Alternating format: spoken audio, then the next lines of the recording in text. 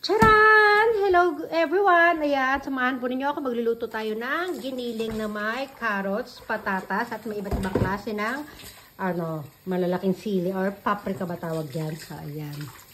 O, ayan guys, nahiwa na natin lahat ng ingredients. Ito, nagdagdag ako ng quail egg, tapos green peas, tapos ito, ayan, mga secret recipe. Mamaya tingnan natin kung ano magiging tsura niya, ha? Okay, mamaya na.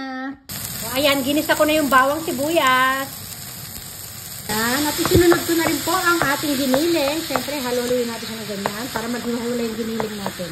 Ayan, pagka brown na yung giniling, ilagay na po natin yung carrots at patatas. Ayan, tsura nila. Po yung tsura niya guys, papalambutin lang natin yung carrots at yung patatas ha. Ayan, isinunod ko na po yung celery.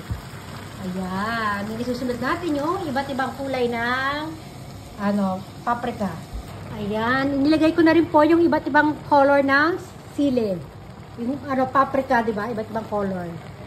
Ayan, sinunod ko na po yung ating Napolitan sauce. Then i-adjust natin siya sa ketchup and tomato paste mamaya. Lagay na natin yung tomato paste. Sunawin lang natin siya guys. O, ayan, inilagay ko na rin po yung ating green peas. Tinimplahan ko na siya ng salt and pepper. Then, in-adjust na natin sa lasa.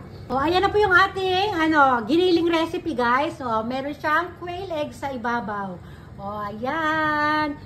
O, happy lunch. Happy Thursday lunch. Halika na.